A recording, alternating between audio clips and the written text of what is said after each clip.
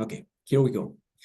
Welcome everyone. My name is Rafael Ponte, and on behalf of Consumers International, we welcome you to the 4th day of the Sustainable Lifestyle Summit.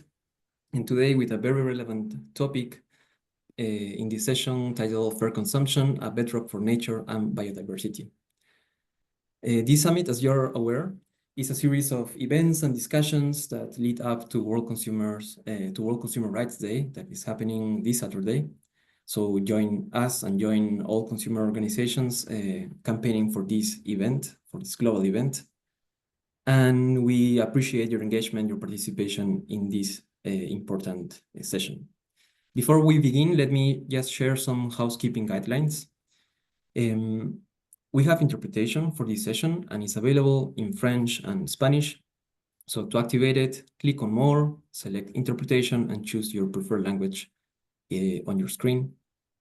And we also have captions activated for this session. So you just have to click on Captions at the bottom of your screen, set my speaking language to match the speaker's language and my caption language to your preferred language.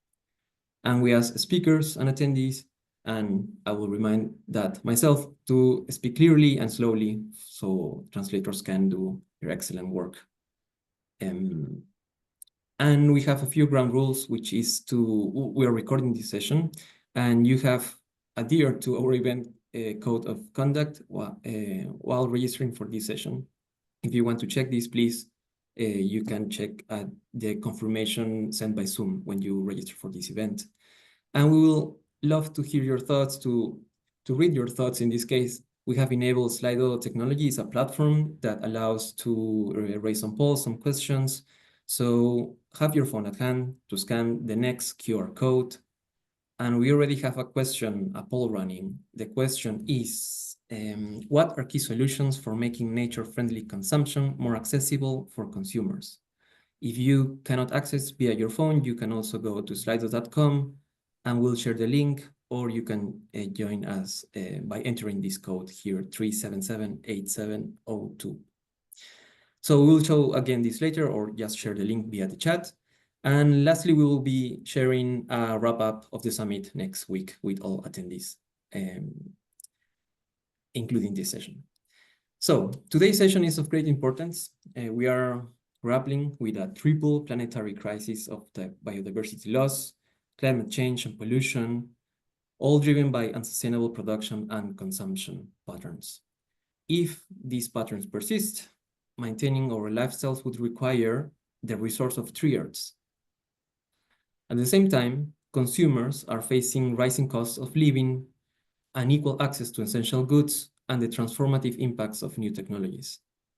The need for a just transition, and one that is green, one that enables consumers to shift towards sustainable lifestyles, has never been more urgent. With the growing realization that consumption patterns significantly impact biodiversity and accelerate biodiversity loss, as captured in Target 16 of the Global Biodiversity Framework, discussions that focus on the impact of our consumption, our dependencies on nature, and the urgent need to fundamentally change the way we consume are essential.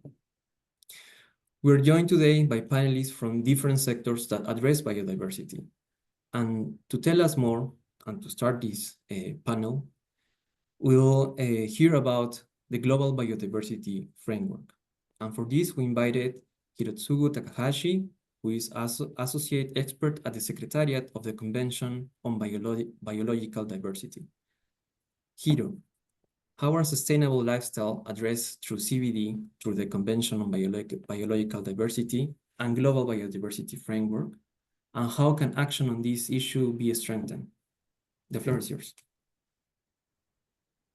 Thank you for the important question.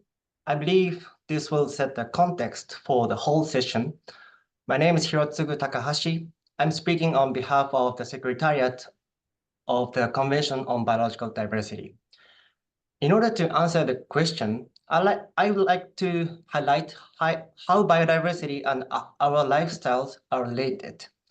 Biodiversity and nature are vital for our society and economies, providing essential ecosystem services such as food production, clean water, and even outdoor recreation in nature. To put it more simply, our lives are highly dependent on nature and biodiversity. However, we are currently facing the unprecedented biodiversity loss, largely driven by unsustainable consumption patterns and transformation of nature resources.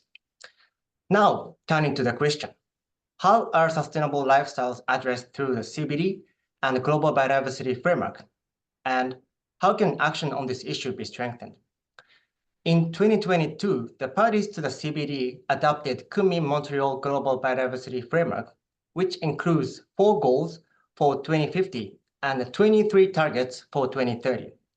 Target 16 underscores the crucial role of governments in enabling sustainable consumption choices through supportive policies, legislation, or regulatory frameworks. Under this target, countries have committed to reducing the global footprint of consumption, having global food waste, and addressing waste generation. These government actions are complemented by Target 15, which calls on businesses to provide information needed to promote sustainable consumption.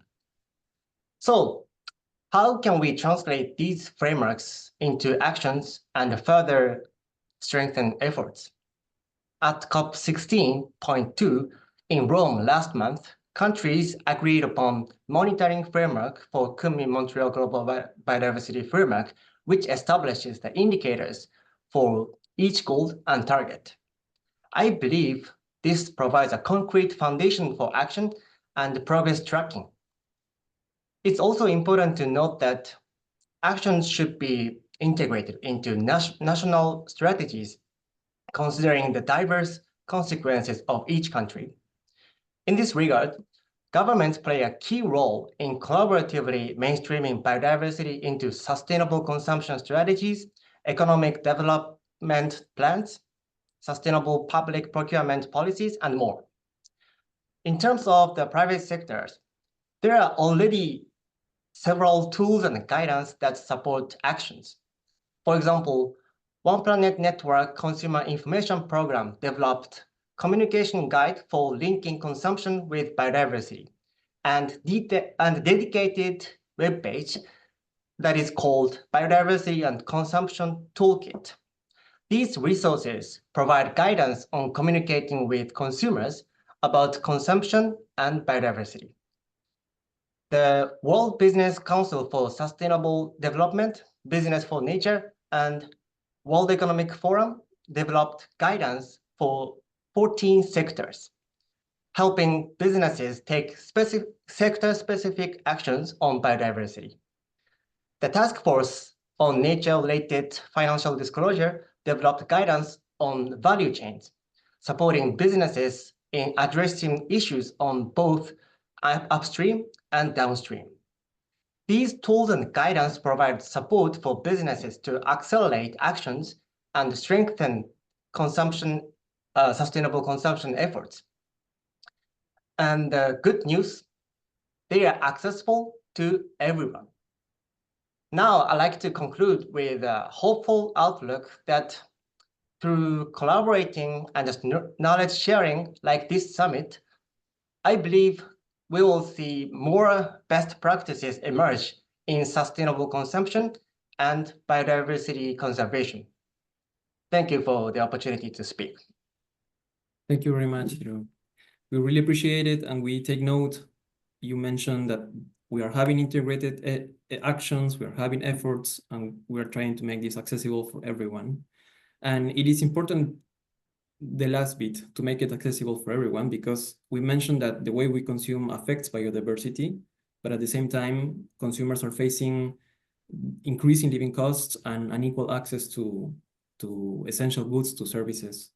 And we want to explore this issue a bit further, and for that we invited Alice Kemunto, and she's the Director of Consumer Grassroots Association, CGA, and the CGA is a non-profit organization committed to grassroots consumer protection through education, research, and evidence-based advocacy.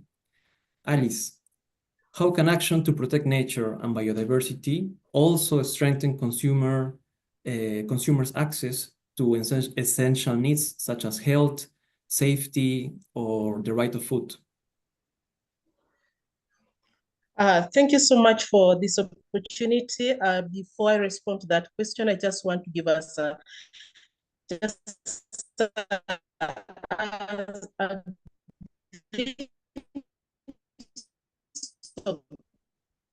the background on why consumer protection is very key, and consumer protection is a key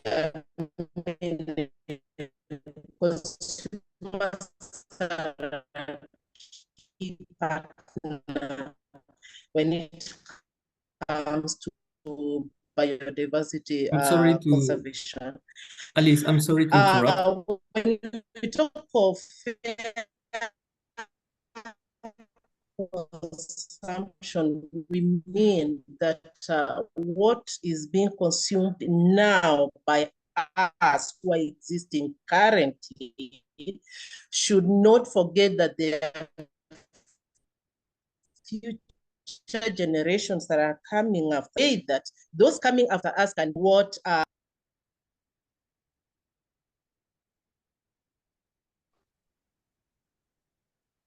Alice, sorry, we had to interrupt because the connection was very choppy and we couldn't hear what you were telling us. If you don't mind turning off your camera so that might improve your connection, we can still hear you and hear your very interesting insights. Oh, yeah, thank you. And now, am I better now? Yes, we can hear you. Beautiful. Thank you. Yeah, as I was saying is that consumers, when we are talking about fair consumption, is that we who are existing now should bear in mind that there are generations to come, and whatever nature is able to provide is also supposed to meet their needs when they need them in future. And consumers, I usually call them a double-edged sword group of people that in any way, whichever way you look at it, from which angle you look at it from, is that the consumers are able to stop and reverse to nature positive activities, but also it's a time bomb. If not well treated, then it can also cause the opposite, and that is the biodiversity loss. When we are talking about biodiversity and how when we are able to conserve our environment is going to provide that which consumers need is true, because when we engage in sustainable lifestyles, sustainable activities that are nature positive and that don't contribute to biodiversity loss, it means that you will have enough for consumers to consume, not only just enough, but what is able to provide nutritional content and also be able to tackle the social justice and ensure that not only for those that are here now, but even for future generations. So conserving biodiversity is key, and it also promotes the sustainable lifestyles, because the scramble for resources now is reduced and the demand will be reduced, because we will be promoting that which is available within our hoods, that which is sustainable, that is culturally acceptable by the consumers. So sustaining and preserving the biodiversity is very key to ensure that consumers get that which they deserve at such a time. And when we talk about biodiversity conservation, this is not an effort of just one group of people, but it should be a collaborative venture where consumers as well as other stakeholders and value chains actors are supposed to come closely and work closely to ensure that the biodiversity is preserved, not only for us, but for future generations. Alice, thank you very much. I'm glad we overcame the technological issue. So we're glad to hear your thoughts, and I really like the double-edged sword analogy. I might might reply to that in other contexts as well. You're right, we do need collaborative venture and to bring consumers and value chain actors together to shift towards sustainability. And next, we'll talk about, or we hear about key behavioral shifts that are needed to reduce the material footprint of consumption. And for this, we have invited Alessandro Galli. He's research director at the Hot or Cool Institute. They are based in Berlin, in Germany. And the Hot or Cool Institute is a think tank dedicated to research and policy advice on sustainability, well-being, and social justice. Alessandro, the floor is yours. Thank you so much, Rafael, and thanks to Hiro and Alice for the previous presentation. I think the first things I would like to stress is when we speak about like behavior shift, I think it's very important to maybe ask ourselves what it means exactly to shift behavior. My sense is that for too long, we have interpreted behavior shift primarily as like changing individual preferences or trying to influence like the actions of the individuals, as if these actions were not shaped or influenced by bigger factors that exist in society. So I think it's very important that when we speak about behavior, we have very clear in mind that the behavior of us as consumer, as individual, is actually the ultimate results of at least three main factors. One is the individual preferences we have mentioned, but then the second one is or are the aspirations, the social norms, the values in society, and then at a deeper level is we can find the system structure, so our political infrastructure, our physical infrastructure, our economic structure, and so on. So we need to understand these, because if we want to shift behavior, we are not speaking of shifting individual behaviors, but we are rather speaking of changing the societal behavior. And this, to me and to us at the Hot or Cool Institute, implies focusing on changing both the way in which the products and services that people use are delivered, but at the same time, we call this the provisioning system, but at the same time also changing the aspirations. What are the values in our society? What are the ideas of a good living? And until we reshape these aspirations as well, we really have difficulties, or we will have problems in changing also what people decide to consume. So we need to have changes on both provisioning systems and aspirations at the same time. What are these changes? What are the priority changes that we need to see? When it comes to, let's say, the goods and services that we use every day and how they are provided to us, I think the priority here is to intervene on our diets and in our transportation system. These are many studies that are showing now that most of the impact on biodiversity, but also on climate, are coming from the way in which we eat. And the way in which we eat, of course, is determined by the way in which we produce and we trade or transport food around the world. And the other is the way in which we move around. So we need to opt or redirect towards more plant-based diets with a reduced consumption of meat, especially red meat that is intensively produced. We need to change our transportation system for more active transportation mode. But I think most importantly, within transportation, we need to rethink within mobility the idea of what is the end goal? Is it like to move around or to be able to access services? So I think we need to flip here our mindset from moving around to being able to easily access services. And then in general, there is a need to rethink our business model and like the circular models. Again, speaking more about making sure that we have access to certain services rather than ownership of certain tool.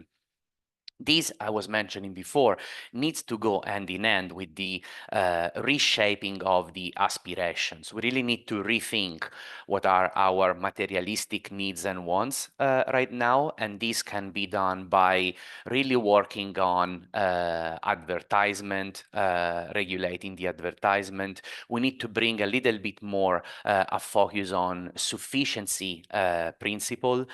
To this end, I think we don't need to like shy away from questioning the overconsumption by wealthier segments of the population.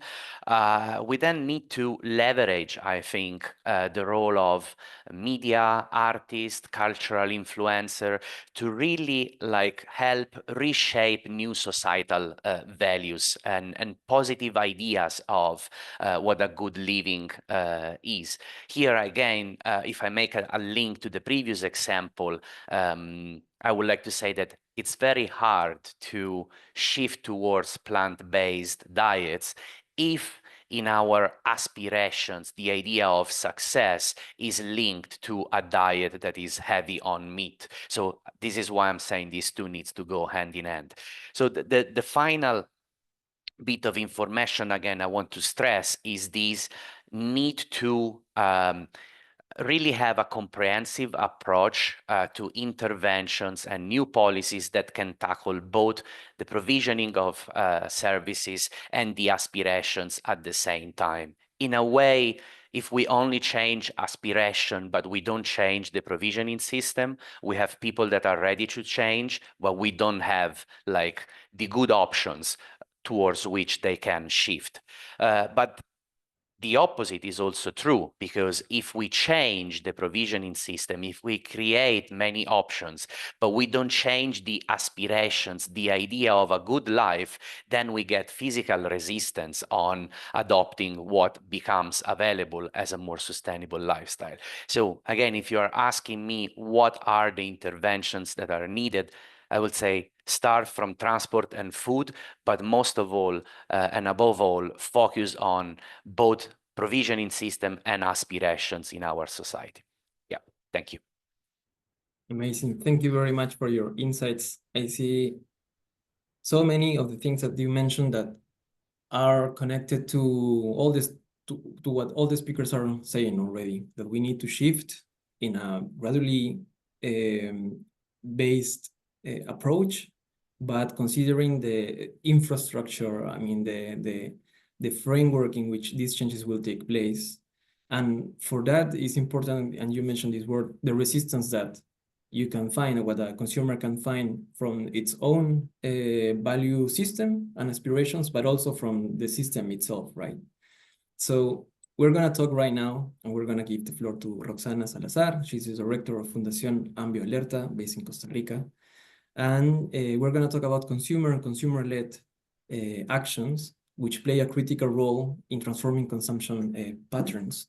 Because when we talk about how consumers can help, we also need to mention if it's affordable for consumers to make this change, right? If it's enabled for them to make them.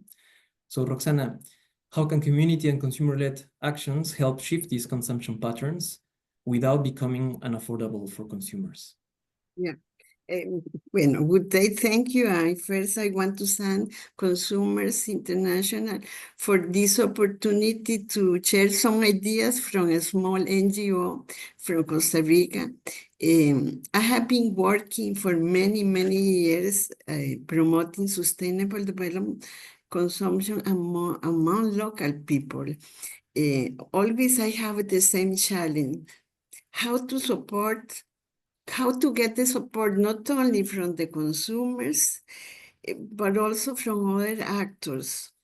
As the previous speakers said, there are many stakeholders, but we need to get together to the same challenge. Our life is in danger. So we have to get the local and national governments, commerce, industry, centers of education, academia, and research centers to work together. aligned with the sustainable consumption goals, especially goal 13, that action against climate change, that is a big problem, especially with the new policies from the USA. Goal 12, sustainable consumption and production, we can contribute to mitigating greenhouse gas emissions to the progress of society and to respond to the main challenges of sustainable development on the field, as you said,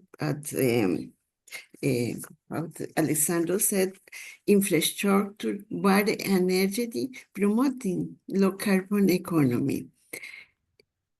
How my consumption, we have to see how my consumption has effects on the environment, for example, in climate change, plastic pollution, water pollution.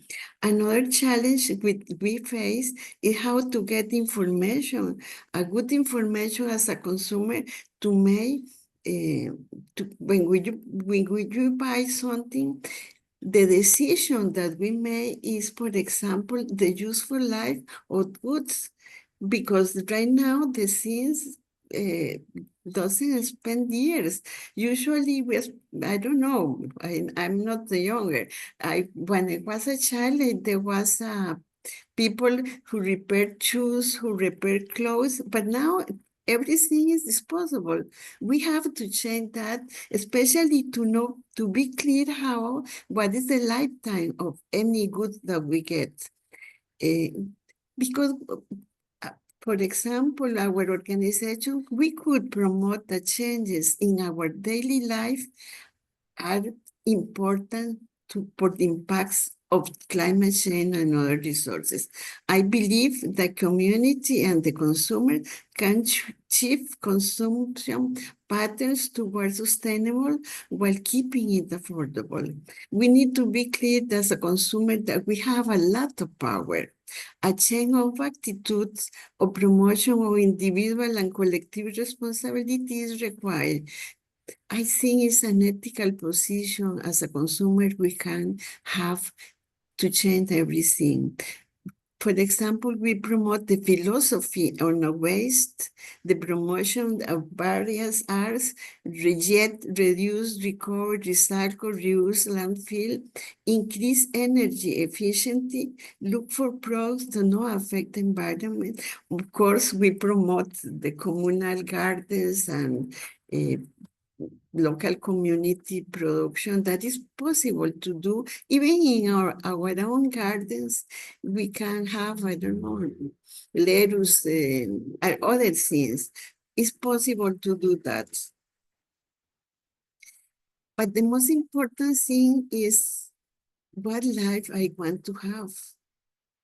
There are many ideas that we have promoting for them. For example, community workshop, school program, sometimes how to achieve that and who is going to do that, because the NGOs are not enough.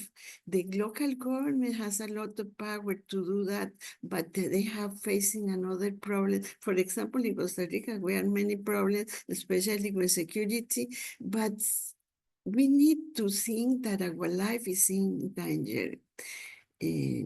Well, there are many things that we like to share, but the time is short. I am really glad to hear the previous participants. They are really getting into the same ideas. Our life is in danger. We, as a consumer, we have a lot of power if we can change the scene. Thank you. Thank you very much, Roxana. I really appreciate you mentioning that consumers need clear information, because that links with our next speaker's intervention. Consumers do need clear information, and more than that, a body of knowledge that helps them accelerate their decisions towards sustainability. And the consumer movement itself could also learn from an existing everlasting knowledge system, and this is one from the indigenous peoples. So indigenous peoples' knowledge systems are diverse and offer invaluable lessons on living in harmony with nature. And to explore this perspective, we are joined today by Minnie Degawan. I hope I'm pronouncing that right. And she's the managing director of the FSC, of the Forest Stewardship Council, Indigenous Foundation. And this foundation works to promote indigenous leadership and knowledge in sustainable resource management. So Minnie, welcome. What can indigenous knowledge systems teach us about redefining consumers' relationship with nature? Thank you and good evening. First, allow me to thank Consumer International for including the voices of indigenous peoples in this very important conversation. I think there is this romantic view that indigenous peoples are not consumers, but we are. As to the question of what we can learn, and I think one of the things or what we can change and all of that, we are promoting the idea of revitalizing value systems, revitalizing and strengthening indigenous value systems that have something to do with natural resource management. In my community, we practice the value of ayo, and I've tried very hard to come up with translation.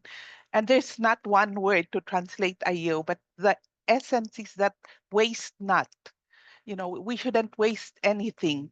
And this comes from our relationship with nature. We do not look at nature as something to be used and discarded, but we look at nature as something related to us. And therefore, we have to value it. We use it, yes, but we have to share it. And when I say share it, we do not just mean sharing it to your brother, your sister, mother, father, neighbor, or to your community. We also share it to the spirit world for those who are no longer here, but also need some nourishing. And it's this very integrated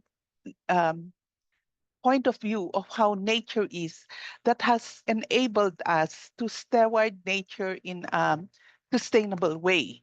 And so whenever we go to the forest, for instance, we do not simply cut and discard, but we make sure that if there is something that can still be used, we take it. And I remember one time we had some visitors and they saw some mangoes on the forest floor.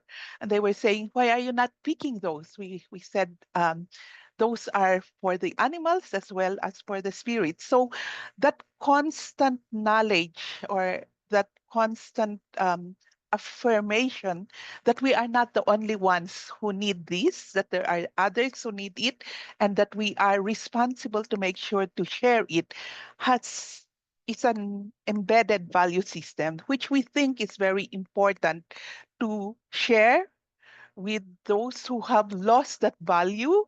I am very heartened to hear the previous speakers talk about rethinking consumerism and thinking, why do we need this? I think if we just reclaim our relationship with nature, I think we are in a better place. Of course, the reality is that even indigenous communities are not exempt from getting into the consumerism mindset. One, because there is a reality that our lands are no longer as big as before, and yet our populations are growing. And so we need to buy rice, for instance, which then leads to the other problem of our land rights are not recognized, and therefore even our forest rights are not recognized, so we cannot even gather non-timber forests. And so we are forced to then join into this cash economy and buy things. And when you buy things, that relationship that was there at the very beginning gets less and less until it is lost.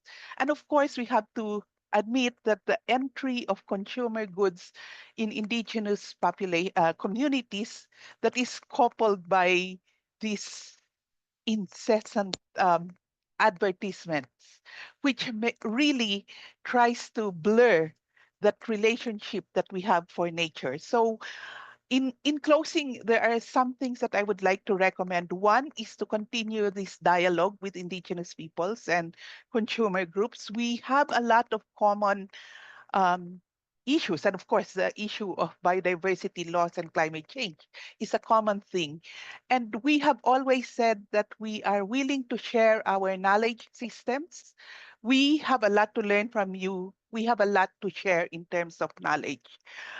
Please continue this dialogue and also to support Indigenous peoples to have our rights recognized so that we are empowered and enabled to continue and in fact strengthening the sustainable practices of nature resource management and resource use. So thank you very much.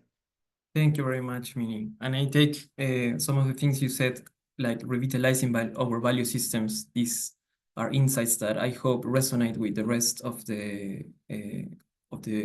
speakers as well as the audience, and sets the tone for these and next discussions.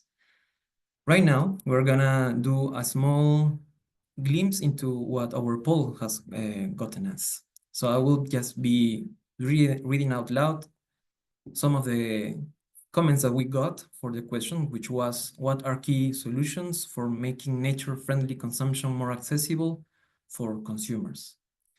So we have different ideas.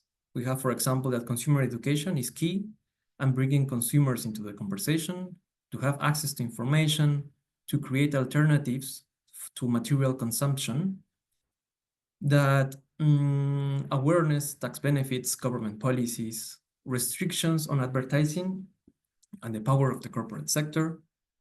And we have here also education and values. We talk about this.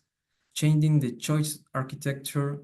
It's about redefining the way aspirations are shown and shared.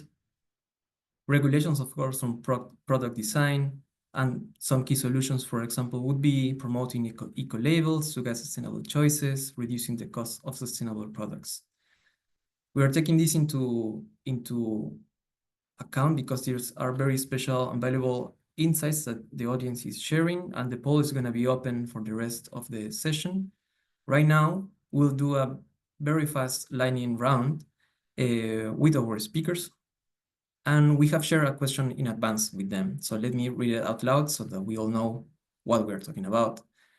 So each speaker has 2 minutes, and we'll start in the same order as we started at the beginning. So Hiro, you will take the first round, which is, now the question is, what is the most important action that government or businesses can take to make nature-aligned consumption more accessible for consumers? And this might resonate also with some of the comments our audience has kindly delivered. Please, Hiro, the floor is yours. Thank you for the floor. I think on the one hand, for businesses, I believe the most important action is not to wait until regulations or standards are set in place. I'd like to share the quote from Business and Biodiversity Forum in Cali at COP16. Mr. Braulio Diaz, director at the Ministry of Environment Brazil, emphasizes that businesses should not wait for the government action or regulation. By taking early action, businesses can send a clear signal to the government that changes are needed. This statement makes an important point. Businesses don't have to wait. As I mentioned earlier, there are already existing tools and guidance available, so businesses can take the lead in driving actions rather than waiting for the external pressures. On the other hand, for governments, collaboration with stakeholders is the key to developing effective policy measures. I think, like Roxana said, governments need to engage with those whose actions impact and depend on nature and biodiversity, as well as with those that closely interacting with consumers. When governments work together with these stakeholders, policies will not only be effective for nature and biodiversity, but also will resonate with consumers. And then it's going to make sustainable consumption more accessible and actionable. That's from my side. Thank you. Thank you very much, Hiro. Next, we have Alice. A solution to sustainable lifestyles lies in an informed consumer. And that's what we firmly believe as an organization, CGA, and other consumer advocacy groups. When we have consumers that are informed, then they will push for activities that are nature positive, activities that are pro-environment, and activities that are sustainable. And my call to government and NGOs and other stakeholders is that let us prioritize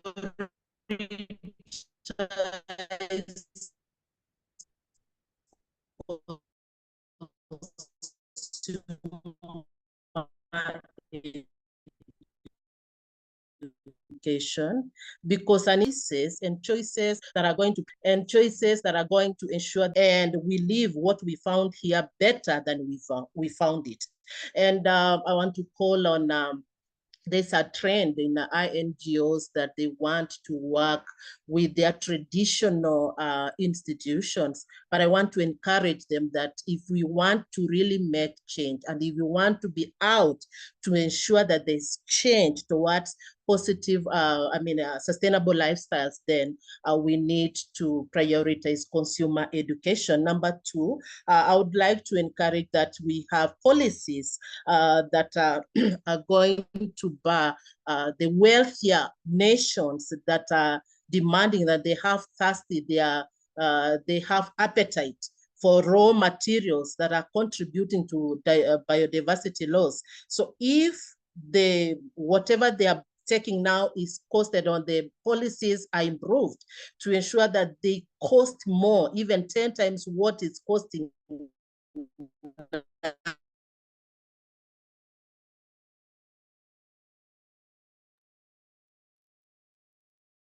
Alice, I don't know if you can hear us. We started. It will reduce the demand for that we have a protected nature. The sentiments of my sister that biodiversity, indigenous groups are supposed to be encouraged, are supposed to be strengthened, because for them, for the indigenous groups, it's not about just doing work, but they have passion to keep their heritage, to preserve their heritage. So if this can be integrated in national policies, then it will help to improve our biodiversity. And finally, we need to benefit sharing of resources, because this is something that has been there for long, and those that have these resources don't really get the benefits, especially the indigenous groups. They don't get the benefits of their genetic materials. So it's important that they share the benefits of the genetic materials. Equitable distribution of this will ensure that we also attain sustainable lifestyles. That's my take for now. Due to the time limit that we've been given. Thank you so much. Thank you, Alice. We go now with Alessandro. Oh, you're muted, Alessandro. Sorry. Thank you, Rafael. So I'm going to provide maybe like a slightly different view. I hope this is not seen as like escaping the question. Huh? So when we say the most important action, I think we need to first realize that there might be not a single action, and maybe like our search for the most important action is what has put us in the problems we are. But also when we say important, what do we mean by important? Do we mean something that has like a fast return on investment, something that creates the bigger impact, something that creates the more long-lasting impact? And in my view is the last one. So I think the most important action should be for government and businesses to understand where and how they can have like they can trigger the longer lasting change in society.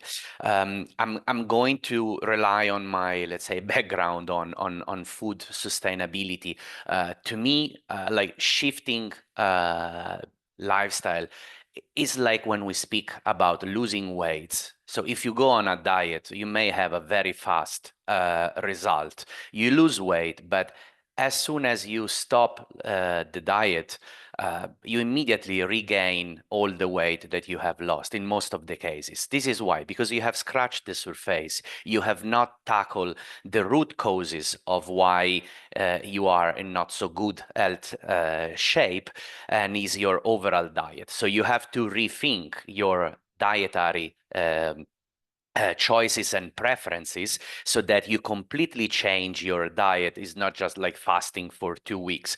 And here again, I think we need to maybe avoid the attraction for fast results or immediate action that can give some fast return on investment, but they are just on the surface level, and then they don't change systemically what are the drivers behind our unsustainable lifestyle. So I think, to me, the most important action is really to reflect what is that is going to trigger lasting change, and sometimes like working on the quick fix can actually rather than contribute to the solution, can contribute to maintaining us in the situation, in the lock-ins in which we are. So I think it's better to like have something, think at something that may be play out over longer time period, but it doesn't keep trapping us in the same lifestyle, but really goes for a radical shift. Okay, thanks. Thank you very much, Alessandro. Roxana, you have the floor. Oh, thank you. I think that, for example, transparency. Be clear about the labeling of products to inform the consumer about the environmental impact, but we can take informed choices. Accessibility, to ensure that sustainable options are accessible to all socioeconomic groups, not only the affluent. Reward program. Business can create reward program and incentivize consumer by choosing sustainable products and services. Eco-friendly discounts also is an option that the consumer can have. Green policies. The government, the local government can encourage sustainable decision making, green taxes to help the people. In Costa Rica, there are some green taxes, especially for low carbon products and things like that. But the international banks said that we have to change that is not sustainable for economic sins, but not for the environment. But I am aware that the people are interested in knowing more, but sometimes we don't have the information. Use social marketing techniques to consumers to want more sustainable behaviors, like recycling and use public transportation, for example, or walking and things like that. Sustainable infrastructure, that is more important. For example, more public transportation that is really useful to reduce the use of cars. In Costa Rica, there had been a policy, not right now, is changing to electric mobilization. That has been a really important. We have a green license card plate in the car, and it usually see a lot of green license in the street because people are changing, because it's more cheap. So we have the car connecting your house and things like that, and the emissions are less than the gasoline, for example. There are many things that we can do, especially with education. How about the waste disposal, taxing and collecting taxes, communal streets, boarding education, etc. But we need to have clear that as consumers, we can do many things if we work together, especially when we think ourselves that we can change the choices. Thank doing you very much. differences for us. Thank you. Sorry to jump in. We just need to give the floor to Minnie so we can close the session in time. Thank you very much, Roxana. Minnie, the floor is yours. Thank you. And I'll be very, very brief. In all the discussions, climate change, biodiversity loss, poverty, pollution, all of this, often the discussions are limited to government or business and government. Other stakeholders may be invited here and there. But if we do not include people who are actually dependent on nature, then no amount of policy will actually make a change. So my appeal is to make sure that all these discussions involve all the voices and not just consumers, but all the voices, most especially those people who are dependent on nature and who steward nature, indigenous people. So my call is not just for government and business, but also NGOs to always make sure to have room and space for indigenous peoples. We have managed to survive generations of colonialism, genocide, because we have value systems and traditional knowledge systems that we can all draw inspiration from. So that is my appeal to everyone. Thank you so much. Thank you very much. And thank you very much all the panelists who have joined us today. We have heard from these experts who have highlighted key actions, key solutions, framing the discussion with integrated actions at all levels, shifting behaviors, enabling community-driven action without deepening inequality, prioritize consumer education, consumer information, learning from indigenous knowledge systems. And these insights just remind us that the real change will require collaboration across sectors. So we hope this session has been a catalyst for discussion and also for action, so that sustainability becomes not just an option, but a foundation. Thank you all for participating. The next session is coming up next and is on the 40 years of the UN guidelines for consumer protection. So it's a special session as well. You're invited to join. And not much to say, but thank you, and I wish you a great day ahead to everyone. Till next time.